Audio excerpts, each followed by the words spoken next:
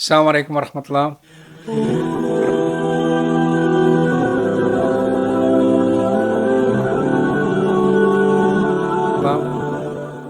റമദാനിലൂടെ കടന്നു പോവുകയാണ് നമ്മൾ. റമദാൻ അത് പരമാവധി ഉപയോഗപ്പെടുത്താൻ, പരമാവധി സൽക്കർമ്മങ്ങൾ ചെയ്യാൻ നമ്മൾ ശ്രമിച്ചുകൊണ്ടിരിക്കുന്നു. ഈ സമയത്ത് നമ്മൾ റമദാനിൻ്റെ ഏറ്റവും വലിയ സവിശേഷതയായി പരിശുദ്ധ ഖുർആൻ എടുത്തു പറഞ്ഞ കാര്യം അടിവരയിട്ടുകൊണ്ട് നമ്മുടെ ഹൃദയത്തിൽ സൂക്ഷിക്കണം. അത് ഷഹ്റു റമദാൻ അല്ലദീ ഉൻസില ഫിഹിൽ ഖുർആൻ ഹുദൽ ലിന്നാസി വബയ്യിനാത്തിൻ മിനൽ ഹുദാ വൽ ഫുർഖാൻ എന്നാണ്. റമദാൻ്റെ സവിശേഷതയായ ഖുർആൻ്റെ അവതരണമാണ്. ആ ഖുർആൻ്റെ സവിശേഷതയായി 3 കാര്യങ്ങളാണ് പറഞ്ഞത്. ഒന്ന് ഹുദൽ ലിന്നാസാണ്, മനുഷ്യർക്കുള്ള മാർഗദർശനമാണ്. അതോടൊപ്പം തന്നെ മാർഗദർശനത്തിൻ്റെ വ്യക്തമായ തെളിവാണ്. അതോടൊപ്പം തന്നെ സത്യാസത്യ വിവേചകമാണ്. ഇതെല്ലാം പരിശുദ്ധ ഖുർആനിൻ്റെ വ്യത്യസ്തങ്ങളായ മാനങ്ങളാണ്. അതിൽ ഹുദല്ലിന്നാസ്, അതുമായി ബന്ധപ്പെട്ട കാര്യങ്ങൾ നമ്മൾ മനസ്സിലാക്കിക്കൊണ്ടിരിക്കുന്നു. ഖുർആൻ എങ്ങനെയാണ് ഹുദയാകുന്നത്, ഖുർആൻ എങ്ങനെയാണ് മാർഗദർശനമാകുന്നത്, പരിശുദ്ധ ഖുർആനിലെ മാർഗദർശനങ്ങൾ എന്തൊക്കെയാണ്. അതോടൊപ്പം തന്നെ ബയ്യിനാത്തിൻ മിനൽ ഹുദ, ആ ഹുദയുടെ വ്യക്തമായ തെളിവുമാണ് നാം.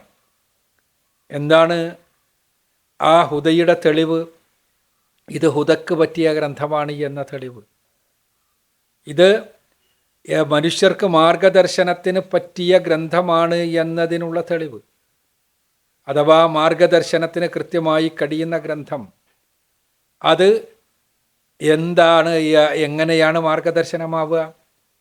മനുഷ്യർക്ക് മാർഗദർശനം ചെയ്യാൻ, മനുഷ്യരെ നന്മ എന്താണ് തിന്മ എന്താണ് എന്ന് വേർതിരിച്ച് പഠിപ്പിക്കാൻ, മനുഷ്യർക്ക് ധർമാധർമ്മങ്ങളെ കൃത്യമായി മനസ്സിലാക്കി കൊടുക്കാൻ, അത് മനുഷ്യർ എത്ര ബുദ്ധിയുള്ളവരാണെങ്കിലും എത്ര സാങ്കേതിക ജ്ഞാനമുള്ളവരാണെങ്കിലും അതിനൊന്നും കഴിയില്ല. മനുഷ്യർക്ക് അതിന് കഴിയില്ല. ആ കഴിയില്ല എന്നുള്ളതിന് തെളിവുകൾ ഇന്നും ഇന്നലെയുമല്ലല്ലോ നമ്മുടെ സമൂഹം അനുഭവിച്ചു കൊണ്ടേയിരിക്കുകയാണ്. ഇപ്പോൾ റമദാനിന് തൊട്ടു മുമ്പാണ് നമ്മൾ എപ്സ്റ്റീൻ ഫയൽസിനെ കുറിച്ച് ഏറെ ചർച്ചകൾ നടന്നത്. അവിടെ നമ്മൾ കണ്ടത് എന്താണ്? ലോകത്തിൻ്റെ മാർഗദർശികളായി അറിയപ്പെടുന്ന ആളുകളിൽ പലരും അവരുടെ കാമദാഹം തീർക്കാൻ വേണ്ടി ക്വിഞ്ചു പൈതങ്ങൾ ഉപയോഗിക്കുന്ന ആളുമായി കൂട്ടുചേർന്നു എന്ന്. അവരുടെ രാഷ്ട്രീയ ലക്ഷ്യങ്ങൾക്ക് വേണ്ടി പൈതങ്ങളുടെ ശരീരത്തെ വിലക്ക് കൊടുത്തും വിലക്കെടുത്തുമെല്ലാം നിർവഹിച്ചു എന്നാണ്. അതിലെ ശരി തെറ്റുകളല്ല ഞാൻ പറയുന്നത്. മറിച്ച് അവിടെ മാർഗദർശനം ചെയ്യാൻ പടച്ചവനെ കഴിയൂ എന്നുള്ളതിനുള്ള കൃത്യമായ ഒരു സമകാലിക സംഭവമായിട്ടാണ് ഞാൻ എടുത്ത് സൂചിപ്പിക്കുന്നത്. അവിടെ ആ മാർഗദർശനത്തിന് പറ്റിയതാണ് പരിശുദ്ധ ഖുർആൻ എന്ന് പറയുമ്പോൾ അത് മാർഗദർശനത്തിന് കൊള്ളുന്നത് തന്നെയാണോ എന്ന് നമുക്ക് ആദ്യം സ്വയം ബോധ്യം ഉണ്ടാകണം.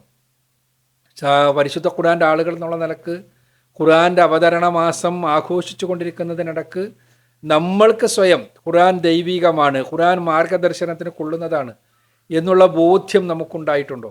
എന്താണ് ഖുർആൻ്റെ സവിശേഷത? ഖുർആൻ ഒരുപാട് സവിശേഷതകളുണ്ട്. ഒരുപാട് മതഗ്രന്ഥങ്ങളിൽ ഒരു മതഗ്രന്ഥമല്ല ഖുർആൻ. ഒരുപാട് വേദഗ്രന്ഥങ്ങളായി നിലനിൽക്കുന്ന പല പുസ്തകങ്ങൾക്കിടയിൽ ഒരു വേദഗ്രന്ഥത്തിൻ്റെ പുറംചട്ടയുമായി നിൽക്കുന്ന ഒരു ഗ്രന്ഥം മാത്രമല്ല ഖുർആൻ.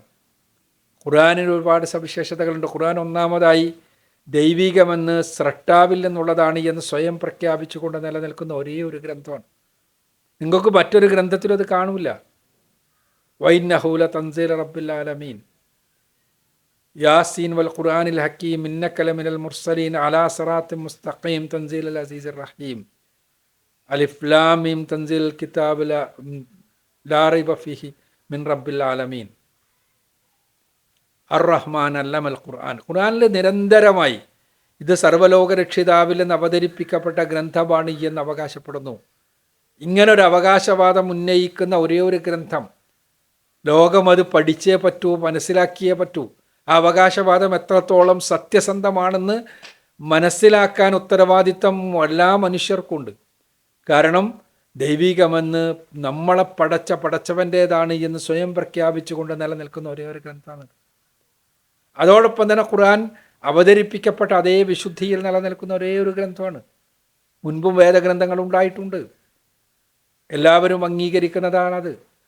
ആ വേദഗ്രന്ഥങ്ങളുടെ വക്താക്കളായി പറയുന്ന ആളുകളുണ്ട്, തങ്ങളാണ് വേദഗ്രന്ഥങ്ങളുടെ വക്താക്കൾ എന്ന് അവകാശപ്പെടുന്ന ആളുകളുണ്ട്. ഖുർആൻ തന്നെ സബൂറിനെയും തൗറാത്തിനെയും ഇഞ്ചിലിനെയും എല്ലാം കുറിച്ച് പറയുന്നുണ്ട്. പക്ഷെ അവയെല്ലാം അതിൻ്റെ വിശുദ്ധിയിൽ നിലനിൽക്കുന്നുണ്ടോ എന്ന് ചോദിച്ചാൽ അവയുടെ വിശുദ്ധിയിൽ അവയൊന്നും നിലനിൽക്കുന്നില്ല എന്ന് അവയുടെ വക്താക്കൾ തന്നെ സമ്മതിക്കും. ഇവിടെയാണ് ഖുർആൻ വേറിട്ട് നിൽക്കുന്നത്. ഇന്നാ നഹ്നു നസ്സൽന ദിക്റ വ ഇന്നാ ലഹു ലഹാഫിളൂൻ. നാം ആണ് ഈ ഗ്രന്ഥം അവതരിപ്പിച്ചത്, നാം അതിനെ കാത്തു സൂക്ഷിക്കും. ഇങ്ങനെ അള്ളാഹു കാത്തു സൂക്ഷിച്ച ഒരേ ഒരു ഗ്രന്ഥമുള്ളൂ, അത് പരിശുദ്ധ ഖുർആനാണ്. ആ പരിശുദ്ധ ഖുർആൻ 14 നൂറ്റാണ്ടുകളായി മനുഷ്യരുടെ കരവിരുതുകളിൽ നിന്ന് സമ്പൂർണമായും മുക്തമായി നിലനിൽക്കുന്ന ഗ്രന്ഥം. മൂന്നാമതായി പരിശുദ്ധ ഖുർആൻ നടത്തുന്ന വെല്ലുവിളി നമുക്കെല്ലാവർക്കും അറിയാവുന്നതാണ്. ആ വെല്ലുവിളി പലപ്പോഴും നമ്മൾ ആവർത്തിക്കാറുണ്ട്. പക്ഷെ ആ വെല്ലുവിളിയുടെ ആന്തരികമായ തലം നമ്മൾ എത്രത്തോളം മനസ്സിലാക്കിയിട്ടുണ്ട് എന്ന് നമ്മൾ ഓരോരുത്തരും പരിശോധിക്കണം. വഇൻ കുൻതും ഫീ റൈബിൻ മിമ്മാ നസ്സൽനാ അലാ അബ്ദിനാ ഫഅ്തു ബിസൂറത്തിൻ മിൻ മിസ്ലിഹി വദ്ഉ ശുഹദാഅക്കും മിൻ ദൂനില്ലാഹി ഇൻ കുൻതും സ്വാദിഖീൻ ഫഇൻ ലം തഫ്അലൂ വലൻ തഫ്അലൂ ഫത്തഖുൻ നാറ അല്ലത്തി വഖൂദുഹാ അന്നാസു വൽ ഹിജാറ മുഅദ്ദത്തുൽ ലിൽ കാഫിരീൻ. നമ്മുടെ ദാസന് നാം അവതരിപ്പിച്ചു കൊടുത്ത ഈ ഗ്രന്ഥത്തെക്കുറിച്ച് നിങ്ങൾക്ക് സംശയമുണ്ടെങ്കിൽ അതിലൊരു അധ്യായത്തിന് തുല്യമായ അധ്യായം നിങ്ങൾ കൊണ്ടുവരിക. നിങ്ങൾ വേണ്ട മലക്കുകളെ വിളിച്ചോളൂ, ജിന്നുകളെ വിളിച്ചോളൂ, നിങ്ങൾക്ക് ആരൊക്കെ സഹായത്തിന് കിട്ടുമോ എല്ലാവരും വിളിച്ചോളൂ, നിങ്ങൾക്കതിന് കഴിയില്ല. അവിടെ നിങ്ങൾക്കതിന് കഴിയില്ല എന്നുള്ളതാണ് അവിടെ അതിന് ആ വെല്ലുവിളിയുടെ ഒരു ഭയങ്കരമായ ഒരു സ്ട്രെസ്. 14 നൂറ്റാണ്ടുകൾക്ക് മുമ്പ് നിരക്ഷരനായ ഒരു മനുഷ്യൻ്റെ നാവിലൂടെ ലോകം കേൾക്കുന്ന ഒരു ഗ്രന്ഥം പറയാണ്, ഇതിലൊരു അധ്യായത്തിന് തുല്യമായ അധ്യായം കൊണ്ടുവരൂ, നിങ്ങൾക്കതിന് പറ്റൂല. ഇതുവരെ അങ്ങനെ കൊണ്ടുവരാൻ പറ്റിയിട്ടില്ല എന്ന് മാത്രമല്ല, ആ പറ്റുകയില്ല എന്ന് പറയാൻ, അങ്ങനെ പറയാൻ ഒരു പടച്ചവനല്ലാതെ മറ്റൊരാൾക്കും കഴിയില്ല. അതാണ് ആ വെല്ലുവിളിയുടെ സവിശേഷത. അതേപോലെ തന്നെ ഒരുപാട് സവിശേഷതകൾ ഖുർആനിൽ ഒരു അബദ്ധമെങ്കിലും ആർക്കാനും കൊണ്ടുവരാൻ പറ്റുമോ? 14 നൂറ്റാണ്ടുകൾക്ക് മുമ്പ് അവതരിപ്പിക്കപ്പെട്ടാണ്. ഖുർആൻ തന്നെ പറയുന്നു, അഫലാ യതദബ്ബറൂനൽ ഖുർആന വലൗ കാന മിൻ ഇൻദി ഗൈരില്ലാഹി ലവജദൂഹു ഫീഹി ഇഖ്തിലാഫൻ കസീറ. അവർ ഖുർആനെ കുറിച്ച് ചിന്തിക്കുന്നില്ല, അത് പടച്ചവൻ്റെ പക്കൽ എന്നുള്ളതല്ലായിരുന്നുവെങ്കിൽ ധാരാളം വൈരുദ്ധ്യങ്ങൾ, ധാരാളം അബദ്ധങ്ങൾ അതിന് കാണാൻ കഴിയും. ഖുർആനിലൊരു അബദ്ധമില്ല. 14 നൂറ്റാണ്ടുകളായി പരിശുദ്ധ ഖുർആൻ മനുഷ്യരുടെ മുന്നിലുണ്ട്. ഒരബദ്ധം, ഒരു വൈരുദ്ധ്യം ചൂണ്ടിക്കാണിക്കാൻ കഴിഞ്ഞിട്ടില്ല. ആധുനിക സമൂഹത്തിലെ ഖുർആൻ വിമർശകർ പലപ്പോഴും പല അബദ്ധങ്ങളും ചൂണ്ടിക്കാണിക്കാറുണ്ട്, പക്ഷേ അബദ്ധങ്ങൾ ആരോപിക്കാറുണ്ട്. പക്ഷേ ആ ആരോപണങ്ങളെല്ലാം മിഥ്യയാണ് എന്ന് പരിശുദ്ധ ഖുർആൻ തന്നെ പരിശോധിച്ചാൽ നമുക്ക് കാണാൻ കഴിയും. അതാണ് അത്ഭുതം. ഇതേപോലെ ഒരുപാട് സവിശേഷതകൾ ഖുർആൻ ആധുനിക ശാസ്ത്രം, ആ ശാസ്ത്രത്തിൻ്റെ മാനദണ്ഡം ഉപയോഗിച്ച് പരിശുദ്ധ ഖുർആൻ പരിശോധിച്ചാൽ ഒരു തെറ്റ് കാണാൻ പറ്റൂല. പുതിയ കാലത്ത് പോലും പരിശുദ്ധ ഖുർആനിലെ പ്രയോഗങ്ങളാണ് കൃത്യമെന്ന്, സൂക്ഷ്മമെന്ന് ആധുനിക ശാസ്ത്രവും ചരിത്ര പഠനങ്ങളും വെളിപ്പെടുത്തുന്നത് ഒരുപാട് കാണും. ഇങ്ങനെ എത്രയെത്ര കാര്യങ്ങൾ. ഖുർആൻ്റെ മാർഗദർശനം, ഇന്ന ഹാദൽ ഖുർആന യഹ്ദി ലില്ലത്തി ഹിയ അഖ്വം എന്ന് പരിശുദ്ധ ഖുർആൻ പറയുമ്പോൾ ഈ ഖുർആനാണ് മനുഷ്യരേറ്റവും ചൊവ്വായ മാർഗത്തിലൂടെ വഴി നടത്തുന്നതെന്ന് പറയുമ്പോൾ ഏറ്റവും ചൊവ്വായ മാർഗം യഹ്ദി ലില്ലത്തി ഹിയ അഖ്വം, ഏറ്റവും ചൊവ്വായ, ഏറ്റവും നേരായ മാർഗം. പരിശുദ്ധ ഖുർആൻ പഠിപ്പിച്ച മാർഗദർശനം ലോകത്തെ ഏത് വിഷയത്തിലാകട്ടെ, കുടുംബത്തിൻ്റെ വിഷയത്തിലാകട്ടെ, സമൂഹത്തിൻ്റെ വിഷയത്തിലാകട്ടെ, രാഷ്ട്രത്തിൻ്റെ വിഷയത്തിലാകട്ടെ, സാമ്പത്തിക വിഷയത്തിലാകട്ടെ, എന്തിലാണെങ്കിലും ഖുർആൻ പഠിപ്പിച്ച മാർഗദർശനമാണ് ഏറ്റവും ചൊവ്വ് എന്ന്, ഏറ്റവും ശരിയായത് എന്ന്, ഏറ്റവും ഋജുവായത് എന്ന് ലോകം അംഗീകരിച്ചുകൊണ്ടിരിക്കുന്നത് നമ്മൾ കാണുന്ന ഒരു രംഗത്ത്. ഖുർആൻ കുടുംബം വേണമെന്ന് പറഞ്ഞു. കുടുംബമല്ല വേണ്ടത്, അധ്വാനമാണ് വേണ്ടതെന്ന് പറഞ്ഞു. ഇന്ന് ലോകം കുടുംബത്തിലേക്ക് മടങ്ങണമേ എന്ന് ലോകരാജ്യങ്ങളുടെ ഉന്നതമായ ആളുകൾ വിളിച്ച് പറഞ്ഞ് പുതിയ തലമുറയോട് കെഞ്ചിക്കൊണ്ടിരിക്കുന്ന സമയത്താണ് പലിശയില്ലാതെ സാമ്പത്തിക വ്യവസ്ഥ നടക്കൂല എന്ന് പറഞ്ഞു. ഓരോ സമയത്തും നമ്മുടെ ആധുനിക സാമ്പത്തിക വ്യവസ്ഥിതിയിൽ ഓരോ ക്രൈസിസുകൾ വരുമ്പോഴും ഇസ്ലാമിക സാമ്പത്തിക വ്യവസ്ഥിതിയാണ് പരിഹാരമെന്ന് ഇസ്ലാമിൻ്റെ ശത്രുക്കൾ എന്ന് പറയുന്നവർ വിളിച്ചു പറയുന്നൊരു കാലത്താണ്. ഇങ്ങനെയുള്ള ഖുർആൻ്റെ സവിശേഷത. ആ ഖുർആൻ്റെ ഏറ്റവും വലിയ സവിശേഷത അത് മനുഷ്യരുടെ ജീവിതത്തിൻ്റെ ലക്ഷ്യത്തെക്കുറിച്ച് പഠിപ്പിക്കുകയും ആ ലക്ഷ്യത്തിലേക്ക് മനുഷ്യരെ നയിക്കുകയും ചെയ്യുന്നു എന്നുള്ളതാണ്. കുല്ലു നഫ്സിൻ ദായിഖത്തുൽ മൗത്ത് വഇന്നമാ തുവഫൗന ഉജൂറക്കും യൗമൽ ഖിയാമ ഫമൻ സുഖ്സിയ അനിൻ നാരി വഉദ്ഖിലൽ ജന്ന ഫഖദ് ഫാസ വമൽ ഹയാത്തുദ് ദുനിയ ഇല്ലാ മതാഉൽ ഖുറൂർ. ജീവിതത്തിൻ്റെ ലക്ഷ്യം എന്താണ്? മരണാനന്തര ജീവിതത്തിലെ രക്ഷയാണ്.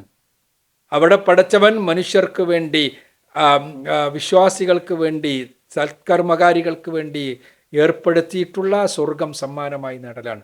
ഈ ലക്ഷ്യം പഠിപ്പിച്ചു, ആ ലക്ഷ്യത്തിലേക്കുള്ള മാർഗവും പഠിപ്പിച്ചു. ആ ലക്ഷ്യത്തിലേക്ക് നടക്കുവാൻ നമുക്ക് കഴിയണം. അതിന് റമദാൻ നമുക്ക് പ്രചോദനമാകണം. അതിന് നമ്മൾക്ക് പരിശുദ്ധ ഖുർആനിനെ പഠനവിധേയമാക്കാൻ കഴിയണം. ഖുർആൻ്റെ ആശയ പ്രപഞ്ചത്തിലൂടെ കടന്നു പോകണം. അതിന് അള്ളാഹു നമ്മെ അനുഗ്രഹിക്കട്ടെ. വാഹൃദവാൻ അൽഹംദുലില്ലാഹ്.